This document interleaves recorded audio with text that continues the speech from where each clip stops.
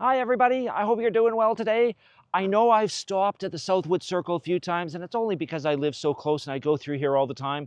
But this little forested section here has all been replanted, and they've made a commitment to plant lots of trees.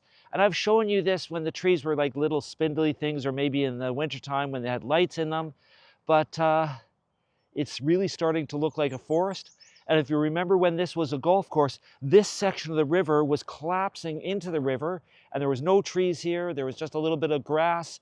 And like I said, the ground was breaking away into the river. So this forest coming up that you can see now in the summertime is just great. I'll give you some more information about that down below, but if you get a chance, come through here from Darcy through to the university and just check out the new forest that's been planted. Have a great day. Bye.